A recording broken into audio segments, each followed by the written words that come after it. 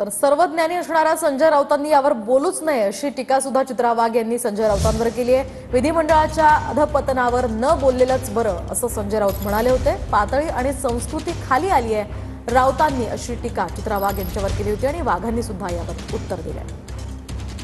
त्या प्रकारे तुम्ही जे काल पाहिलं अशा अनेक राज्यामध्ये विधिमंडळात घडतंय आणि याला जबाबदार विधिमंडळाच्या अधपतनाला जबाबदार भारतीय जनता पार्टी। देवेंद्र फडणवीस राज्याचे मुख्यमंत्री आहेत, त्यांनी याच्यावरती आपली भूमिका स्पष्ट केली पाहिजे की जे काय घडलं आणि ज्या भाषेचा काल वापर झाला, जेव्हा आपण बोलतो एखादी गोष्ट सभापती अध्यक्षांना पटली नाही तर ते कामकाजातून काढून टाकतात। पण अत्यंत अश्लील स्वरूपाची विधानं काल आपल्या विधिमंडळात झाली आणि त्याचं समर्थन जर कोणी करत असेल तर ते महाराष्ट्राच्या संस्कृतीला काळीमा फासतात। गरिमा प्लीज बोलू नये, बोलूच नाही। सर्वज्ञानी तुम्ही तर बोलूच नका, तुम्हाला तो अधिकारच नाहीये।